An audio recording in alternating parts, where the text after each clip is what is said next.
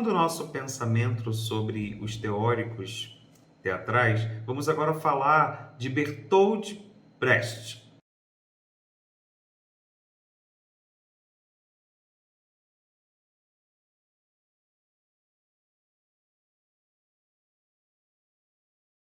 Ele era servo do comunismo, um ideólogo, autor de 48 peças e 2.334 poemas, teórico renovador do teatro moderno, de nacionalidade alemã. Brecht nasceu na Alemanha em 1898. Cresceu superprotegido em ambientes pequenos burgueses. Mesmo sendo ateu, a Bíblia era um livro que o fascinava. Um livro incomparavelmente lindo, forte, mas zangado, dizia ele. Devido à admiração que tinha por um amigo jovem dramaturgo, Arnold Bröning, modifica a escrita de seu nome de Bertolt para Bertold, ficando conhecido mundialmente por Bertolt Brecht. Considerado um dos autores mais importantes do século XX, Brecht dava grande importância à dimensão pedagógica de seu teatro, que caracterizavam-se pelo cunho narrativo e descritivo, apresentando os acontecimentos sociais, procurando ao mesmo tempo entreter e fazer refletir. Não se limitava a explicar o mundo, mas se dispunha a modificá-lo. Suas principais influências foram Stanislavski, Meyerhold e Piscator.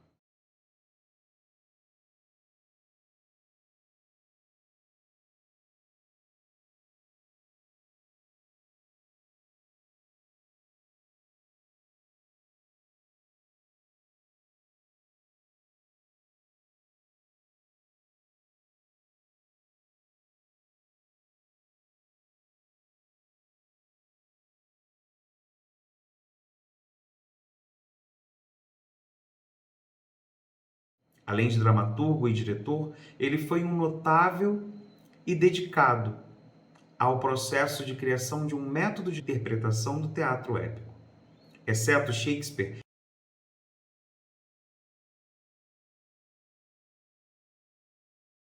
ninguém foi mais encenado que ele, que tinha a arte como um prazer e a arte de viver como o maior deles.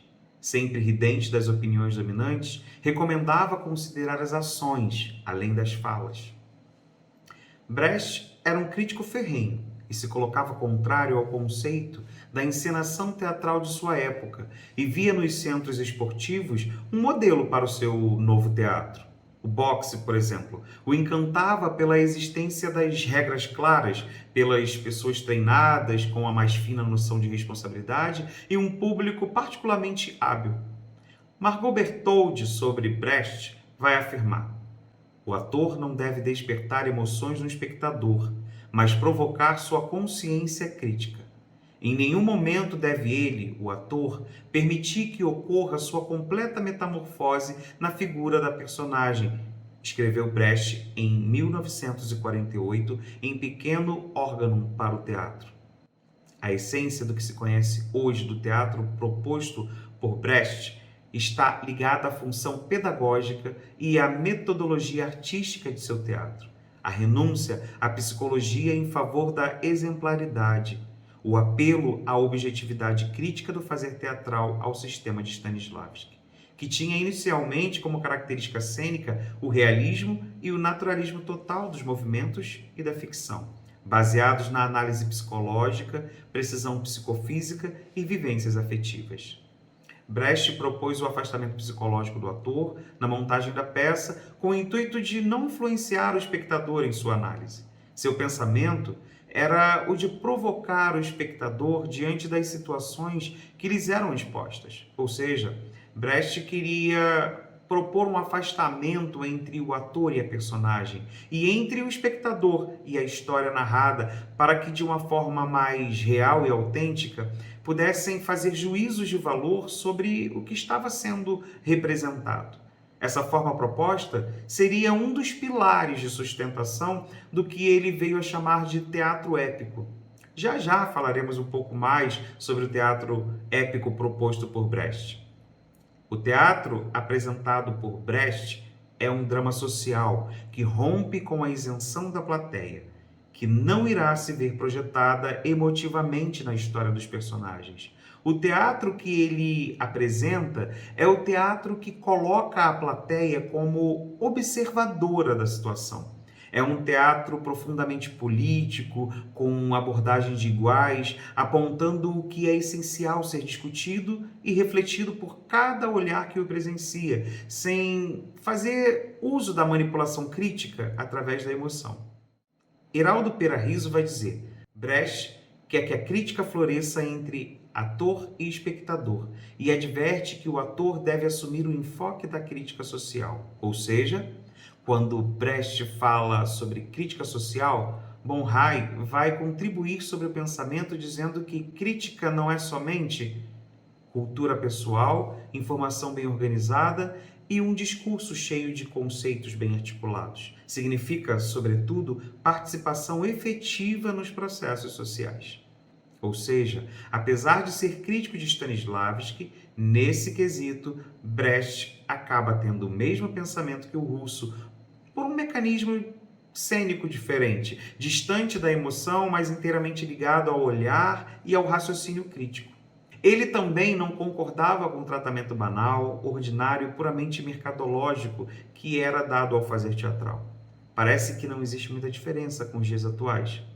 E nem muita diferença de pensamento em relação aos teóricos.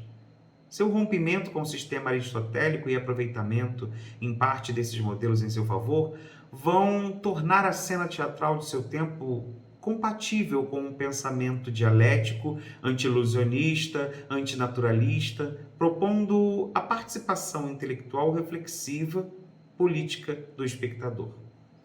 A título de esclarecer, o que é o teatro aristotélico? O teatro aristotélico foi fundado na Grécia por Aristóteles, sendo consolidado apenas muitos séculos depois por Shakespeare. A partir daí, ele sofre alterações de um teatro burguês, passando então a encenar a vida social, o estabelecimento de relações e os alcances entre as classes sociais do modo de vida burguês. O teatro aristotélico, ele vai se apresentar originalmente na Grécia. E é o conflito que nasce do desafio aos deuses, e ele se desenvolve a partir da súbita alteração dos acontecimentos, tendo o seu desencadeamento de ações nos dando conta do sofrimento que se intensifica e que conduz ao desenlace, ao final da história. Nele, é presente e atuante o sofrimento que age sobre os espectadores através de sentimentos de terror, para então purificar as paixões. Segundo Fernando Peixoto, Brecht recusa o espetáculo como hipnose ou anestesia. O espectador deve conservar-se intelectualmente ativo, capaz de assumir diante do que lhe é mostrado a única atitude cientificamente correta.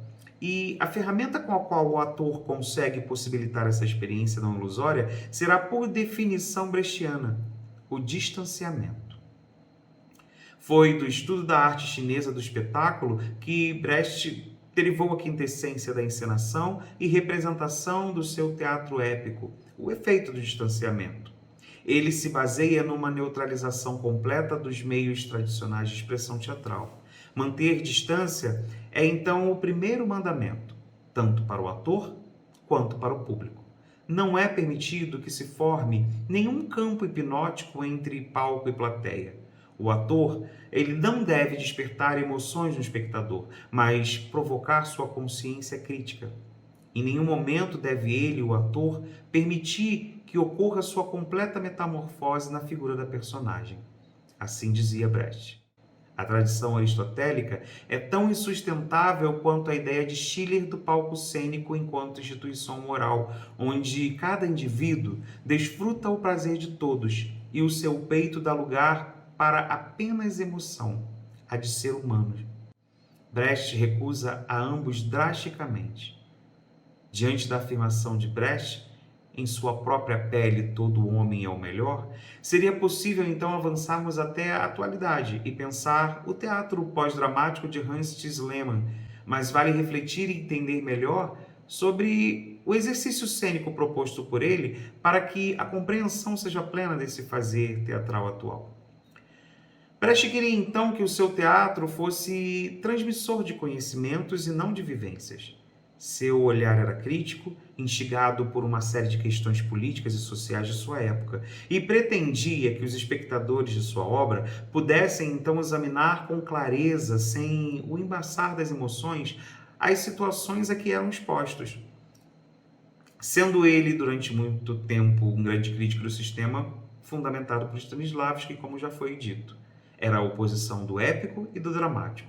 Heraldo Perarriso, citando Renata Palottini, comentando os gêneros literários nomeados por Aristóteles, vai explicar que lírico é aquele que o poeta fala por si, dramático, aquele em que o poeta faz aparecer personagens, e épico, aquele em que o poeta narra em seu próprio nome ou servindo-se de personagens, como faz Homero.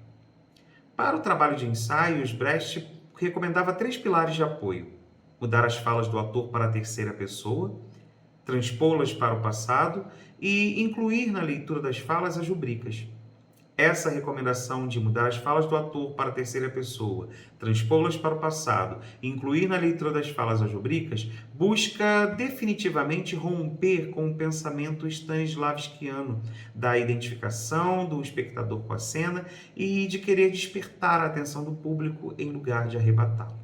Bom, o Brecht, além de dramaturgo, de ser poeta, um homem extremamente político e politizado no seu tempo, na sua história, ele é um sujeito que pensa o fazer teatral e que teorizou sobre a teoria teatral. O teatro brechtiano pode ser dividido entre épico e didático. Épico é um drama narrativo que nos oferece uma análise crítica da sociedade, procurando mostrar a realidade em vez de a representar, para levar o espectador a reagir criticamente e a tomar posição. Brecht destaca que o objetivo da peça didática está no processo de construção com o grupo, não na apresentação, tanto que ele nem necessitaria de público. A peça didática trabalha com 2 principais instrumentos didáticos, o modelo de ação e o estranhamento, com claros objetivos políticos. A verdade é que a sua obra fugia dos interesses da elite dominante, visando esclarecer as questões sociais da época, sempre colocando uma incisiva crítica social em suas obras, além de um humor cínico, que acabavam causando grande escândalo na sociedade. E diante da sua obra de construir um teatro épico, ele compôs um quadro de diferenciação de um teatro que seria de uma forma dramática, com aquilo que ele entendia, diferente do teatro de uma forma épica. Vamos então apresentar esse quadro comparativo entre os 2 pensamentos citados até o momento, e estamos falando de Brecht e de Stanislavski. O teatro, na forma dramática, ele vai se apresentar corporificando o palco. Ele vivencia a ação, ele envolve o espectador nessa ação. Já no teatro, de forma épica, o palco ele relata a ação, ele transforma o espectador em contemplador da ação.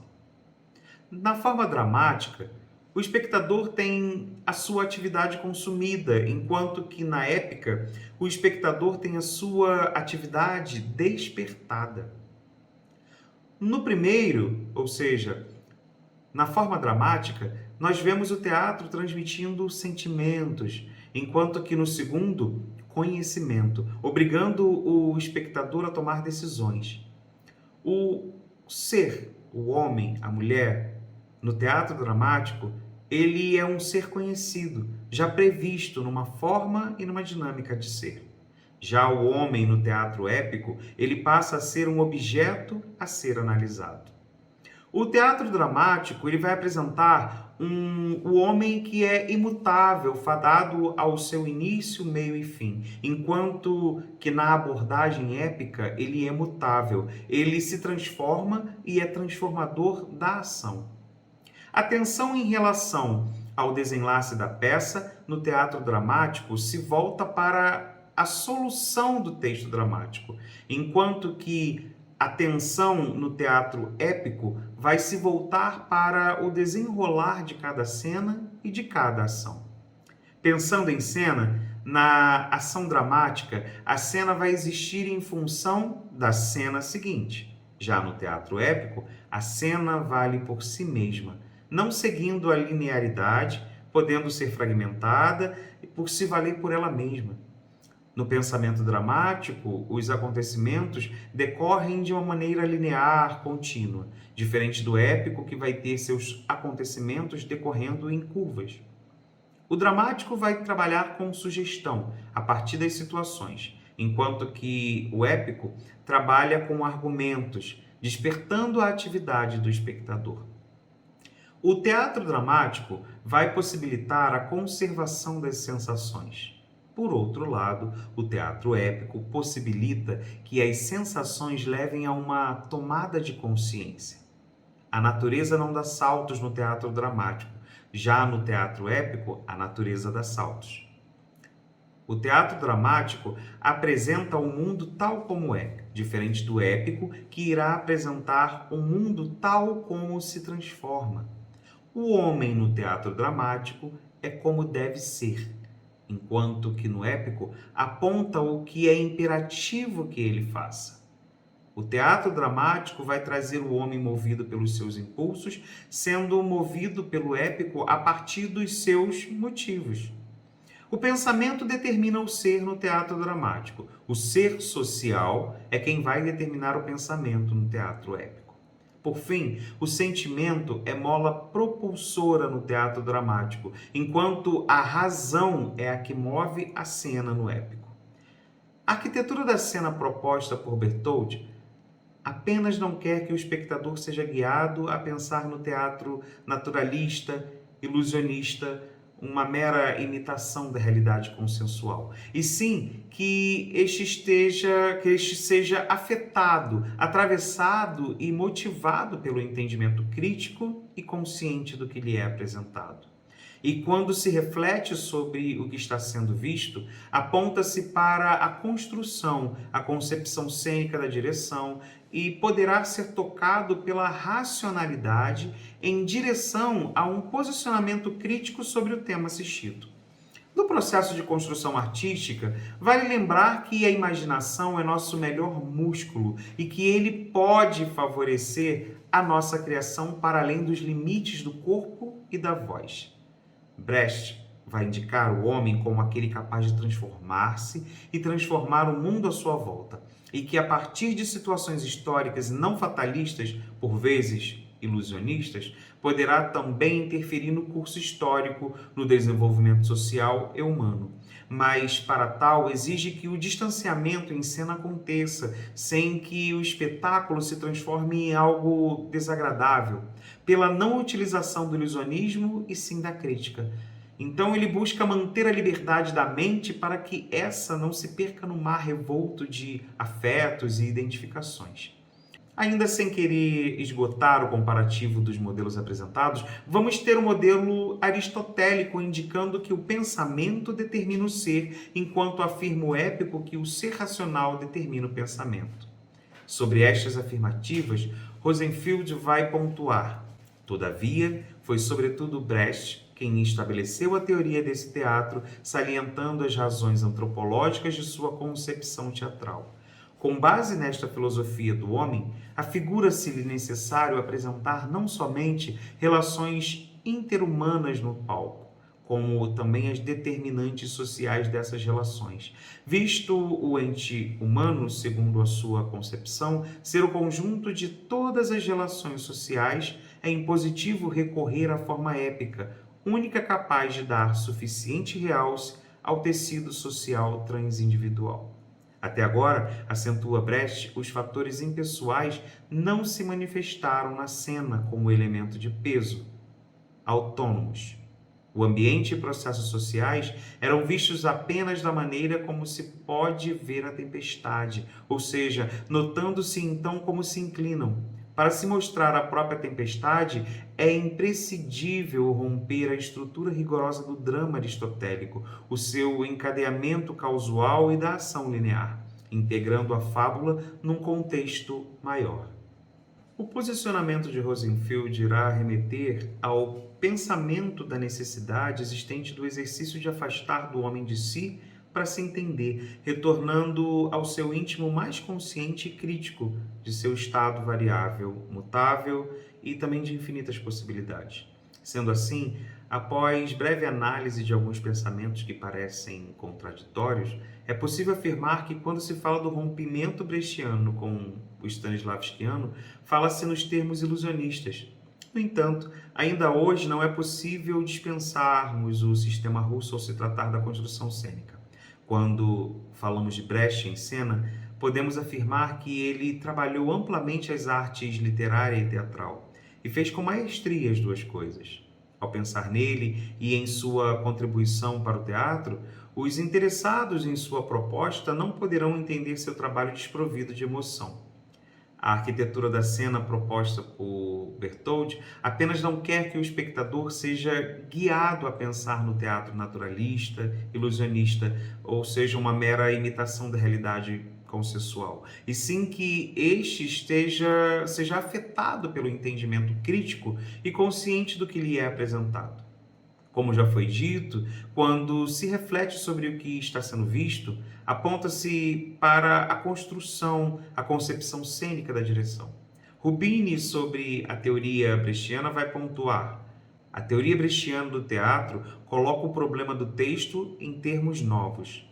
Não se trata mais, com efeito, de saber que importância lhe deve ser atribuída em relação aos outros elementos do espetáculo, nem de definir um esquema de subordinação mais ou menos acentuada desses outros elementos frente ao texto. Brecht interroga-se sobre a função do texto dentro do conjunto de realização cênica, sobre as possibilidades que ele oferece de representar diversos significados, seja por oposição àquilo que o palco deixa à mostra, seja por sua adaptação ou inadaptação a um público particular. No que diz respeito ao diálogo propriamente dito, ele recebe um tratamento que não é sempre ou não é continuamente o do teatro realista. Se acrescentarmos o fato de que as técnicas da encenação épica multiplicam os recursos significantes do espaço, ou seja, cenografia, objetos, etc., da representação do ator, da música, há de se convir que a dramaturgia brechtiana demonstra meridianamente o caráter enganador do debate que pretende contrapor o texto do espetáculo, o teatro do significado ao teatro do significante. Brecht mostra, com efeito, que o espetacular não é forçosamente insignificante. Se é verdade que o teatro épico conta em vez de mostrar, seria equivocado pensar que ele favorece o discurso em detrimento do espetáculo. Não há nada mais conciso e visual do que um espetáculo brechtiano, e que entre a ideia e a imagem cênica não existe uma incompatibilidade insuperável. Pelo contrário, aos olhos de Brecht, uma ideia só é legitimada teatralmente a partir do momento em que ela consegue visualizar-se. Para que fique mais claro o que Rubini fala, considerem Bertold Brecht escrevendo em 1939 o texto Mãe Coragem e seus Filhos, uma crônica da Guerra dos 30 Anos. O texto é ambientado na Guerra dos 30 Anos, que aconteceu entre 1618 e 1648, e que deixou a Alemanha em ruínas e que serve de pano de fundo para os conflitos de uma mãe de 3 filhos que viajava em uma carroça vendendo mercadorias para soldados e outros envolvidos com a guerra. A personagem tema foi apresentada na estreia mundial do texto pela atriz e esposa do ator Helene Weigel, que marcou sua época com trabalhos icônicos como Mãe Coragem. A cena do terceiro ato é bastante forte e inundada de emoção na relação que se estabelece entre Mãe Coragem e um sargento que fala, referindo-se a um corpo que é trazido pelos soldados.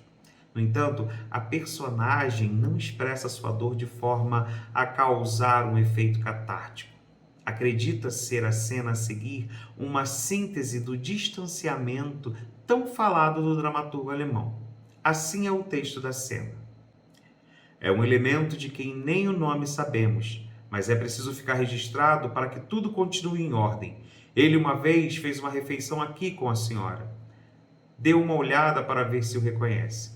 Retira o lençol. Sabe quem é? Mãe Coragem nega com um sinal de cabeça. Nunca ouviu antes de vir comer aqui? Mãe Coragem abana a cabeça negativamente. Podem levá-lo. Joguem na vala comum. Não há ninguém que saiba quem ele é. Em seguida, os soldados levam o morto. De acordo com o texto, sabemos que o corpo é do Queijinho, filho de Mãe Coragem. Ao trazer para a cena o corpo, os soldados suspeitam que seja mesmo seu filho e querem que ela identifique o corpo, o que ela nega, mantendo uma expressão invariável e sem cor. No entanto, quando o corpo foi levado, Mãe Coragem voltou sua cabeça para a direção oposta e abriu amplamente a sua boca. Num grito mudo, assim anotado pelo crítico literário George Steiner, espectador da famosa montagem do Berlini. Assim ele dizia: ela voltou a cabeça e abriu bem a boca, tal como o cavalo gritante no Guernica de Picasso. Um som áspero, terrificante, indescritível foi emitido pela sua boca, mas de fato não havia som, nada. Era o som do silêncio absoluto. Um silêncio que gritava e gritava através do teatro, fazendo a plateia curvar suas cabeças como se tivessem sido atingidas por uma rajada de vento.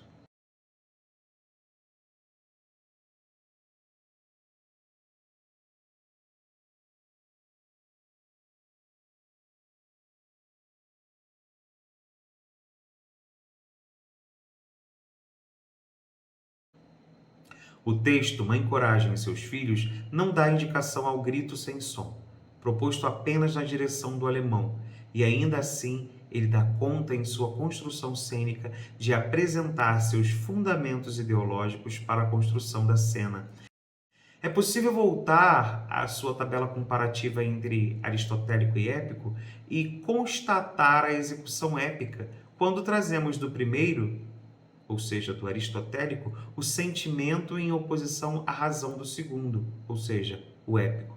E seguindo a mesma posição, trazendo o propósito que compromete o espectador na ação, linkado ao propósito de transformar o espectador em observador. Na cena em questão, a direção pretende que, ao ser observador do acontecimento teatral, o público utilize-se do senso crítico para compreender os fatos que ocorrem à sua vista e só assim seja tocado em sua emoção. Mãe Coragem precisa continuar viva e faz uso de seu instinto para não ser alvejada. O seu grito sem som não significa sua indiferença à morte de seu filho. Na verdade, todo o seu corpo se move internamente para suprimir o som do grito que seria facilmente emitido. Mas o que vemos é o corpo inteiro da atriz se tornar voz, embora a voz não existisse. É possível pensar que a necessidade expressiva trouxe a oportunidade para a criação desse grito mudo que se sobrepõe em força e intenção aos limites físicos da ação mais forte que a atriz pudesse emitir. No processo de construção artística, vale lembrar que a imaginação é o nosso melhor músculo e que ele pode nos favorecer a criação para além dos limites do corpo e da voz. Em tempo, acredita-se ser importante e esclarecedor pontuar que o trabalho vocal no teatro não está limitado a técnicas que envolvam respiração, projeção, articulação, impostação de maneira a possibilitar que o ator seja escutado na última fileira, sem que para isso seja necessário o uso de um microfone. Sendo a voz no teatro parte da composição do personagem em todos os seus aspectos, devemos lembrar, a partir dessa afirmativa, que voz é corpo e corpo é voz. Inclusive, não se faz necessária a propagação do som para que a voz de um personagem seja ouvida. O episódio apresentado pela atriz Helene Weigel, intérprete de Mãe Coragem, é um ato humano e bastante racional. Mesmo que o medo tivesse motivado a personagem a tomar tal atitude, a razão prevaleceu. Um projeto de arquitetura da cena sem preciosismos, com o objetivo e sem o drama que poderia servir como cortina de fumaça para o entendimento do que foi encenado. Uma ação puramente brechtiana. O teatro apontado por Brecht é um teatro que busca tirar da zona de conforto o espectador. Ele não se pretende de forma alguma ao ilusionismo ou ao fatalismo da embriaguez emotiva de um ser acostumado a se entender apenas como sujeito que sofre a ação e não como aquele que também é capaz de provocá-la. Brecht vai ressaltar que, ao afastar a ilusão, o reconhecimento emotivo suscitador de êxtase e catarses, ele irá se valer da didática para chicotear a ideologia burguesa, possibilitando que o palco seja transformado em espaço de críticas e discussões em que os signos da cultura se encontrem em uma arena. Ou seja, o palco não deve ser utilizado como fim, mas como meio para um ou novos caminhos. Und der Heidi, der hat Zähne und die trägt er im Gesicht. Und Mekis, der hat ein Messer, doch das Messer sieht man nie. An der Grenze grünen Wasser fallen plötzlich Leute um. Es ist weder Pest noch Cholera, doch es heißt mir, es geht um. Und der Heidi, der hat Zähne und die trägt er im Gesicht. Und Mekis, der hat ein Messer, doch das Messer sieht man nie. An der Grenze grünen Wasser fallen plötzlich. A paixão pelo teatro impulsionou a vida de Brest, mas só quando ele voltou a Munique depois de ter interrompido seus estudos de medicina para servir como enfermeiro na Primeira Guerra Mundial, que ocorreu entre 1914 e 1918, é que ele vai iniciar sua carreira teatral e literária. Sua obra atravessou diversas fases que irão se distribuir segundo os locais de permanência do autor. Nesse primeiro período, enquanto estava na Baviera, escreveu peças que traziam os conflitos do indivíduo em relação ao meio social. São elas: Tambores da Noite, que é a história da Revolução Espartaquista, e a ação da peça se dá numa noite de inverno entre 1918 e 1919, no fracasso da Revolução. Nela podemos detectar a existência de 3 planos narrativos: a história da Revolução Espartaquista, a vida de uma família de oportunistas de guerra e o destino do soldado desmobilizado. É também dessa época Baal, a primeira peça longa de Brest, e é uma biografia dramática de um poeta e cantor bêbado, mulherengo e rude, que luta contra as convenções sociais e obrigatoriedades, tornando-se um anti-herói. Seu nome é Baal, um novo deus pagão, rebelde, indiferente, com um receio de crianças, luxurioso, sempre embriagado pelo álcool ou pela poesia, com tendências homossexuais irreverentes. Baal é a poesia da podridão, fruto de uma época destruída. Vamos ter também Vida de Eduardo II da Inglaterra, a peça que se passa na ascensão e queda do rei Eduardo II da Inglaterra, onde vamos ver o individualismo contra a situação de sua época. E dentro da tragédia de Eduardo II, temos outra tragédia, a ascensão e queda do orgulhoso Mortimer. Com a morte de seu pai, Eduardo passa pela experiência de viver o seu desejo e o seu amor proibido diante de todos, entregando-se a luxúrias e excessos. Assim, provoca não só o povo que passa fome, como a posição do clero, dos nobres e de sua esposa, conferindo poderes maiores ao seu favorito Gaveston, um plebeu, adquirindo inimigos, provocando uma guerra e sua derrocada. Na Selva da Cidade, que se passa em Chicago de 1912 e retrata o conflito entre um capitalista, o rico comerciante de madeira da Malásia, Slink, e um idealista, o modesto funcionário da biblioteca de Savannah, George Garga, mas sem tomar partido. Slink, em busca de emoções reais, entra na luta querendo comprar as opiniões de Garga, que lhe parece um verdadeiro lutador. É o conflito de sempre, de todas as sociedades. O segundo período vai ser quando ele se muda para Berlim e lá trabalha como assistente de Piscator, grande influenciador de seu pensamento. Duas peças se destacaram nesse período, que vai apontar a transição do expressionismo para o niilismo iconoclasta.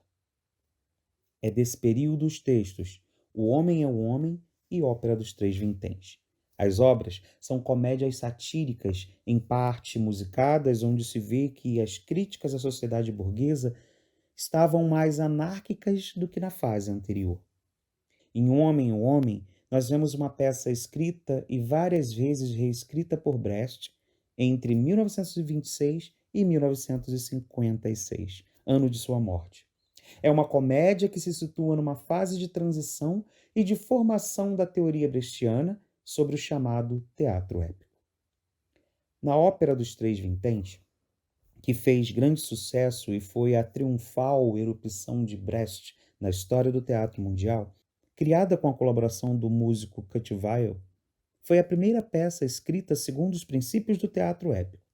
É uma crítica à sociedade burguesa que tolera a existência de um mundo marginalizado, contraventor e corrupto, inspirada na Ópera do Mendigo de John Gay. A ópera se passa no Sorro, bairro pouco aristocrático da Inglaterra, no século XIX. Como personagem masculino principal, apresenta Macbeth, um marginal ladrão, um elegante anti-herói cercado de mendigos, ladrões, prostitutas e vigaristas, e que explora assaltos e prostituição. Mas é seu ingresso em 1929 no Partido Independente Socialista que vai marcar definitivamente sua conversão ao teatro político. É desse período a ascensão e queda da cidade de Marragone, também com música de Weill. Ainda vamos ter as peças A Medida, Santa Joana dos Matadouros, Aquele que diz sim e aquele que diz não e A Mãe. O terceiro período da obra de Brecht foi marcado por seu exílio diante da perseguição nazista. Brecht exilou-se na Suíça, em Paris, Dinamarca, Finlândia e, por fim, nos Estados Unidos, onde permaneceu por 6 anos. As peças mais conhecidas dessa época são Terror e Miséria do Terceiro Reich, que é um panorama da sociedade alemã sob o domínio nazista. Mais do que retratar uma década mergulhada em equívocos, Brecht nos força a enxergar a decadência de toda uma sociedade sufocada pelo terror. Os Fuzis de Sra. Carrá é uma peça de tradição marxista sobre a Guerra Civil Espanhola e que teve Helene Weigel, a esposa de Bertolt Brecht, interpretando a Sra. Carrá em Paris e em Copenhague. A Vida de Galileu, de 1937, é uma obra que trata da vida do cientista Galileu Galilei, que teve de abdicar de suas ideias sobre o heliocentrismo diante dos instrumentos de tortura da Santa Inquisição.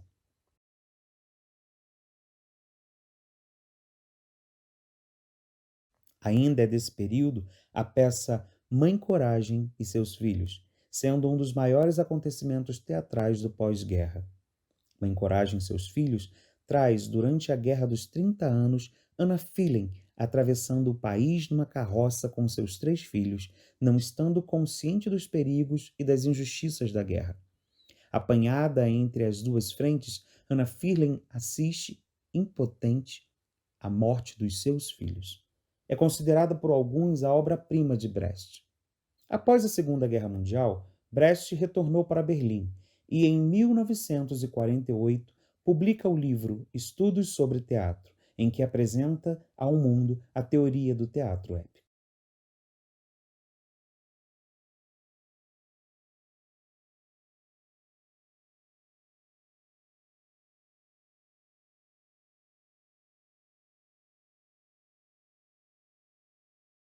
Und der Heidi, der hat Zähne und die trägt er im Gesicht.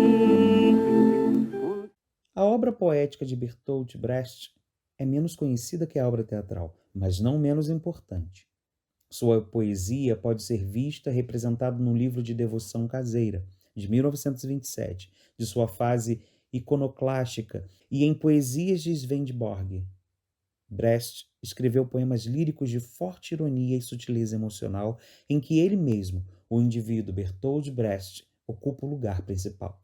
O mais famoso poema de Brecht é o autobiográfico, do pobre Bertold Brecht, ou do pobre B.B. Outro importante e conhecido poema de Bertold Brecht é o poema Intertexto, um escrito da primeira metade do século passado que parece ter sido escrito ontem, pois carrega nele muito da atual conjuntura mundial. Veremos agora o poema apresentado em um exercício de sala de aula realizado pelos alunos da Oficina Escola Nossa Senhora do Teatro no ano de 2017. De Bertold Brecht, Intertexto. Primeiro levaram os negros, mas não me importei com isso. Eu não era negro. Em seguida levaram alguns operários, mas não me importei com isso. Eu também não era operário. Depois prenderam os miseráveis, mas não me importei com isso, porque eu não sou miserável. Depois agarraram os desempregados, mas como tenho meu emprego, também não me importei. Agora estão me levando, mas já é tarde. Como eu não me importei com ninguém, ninguém se importa comigo.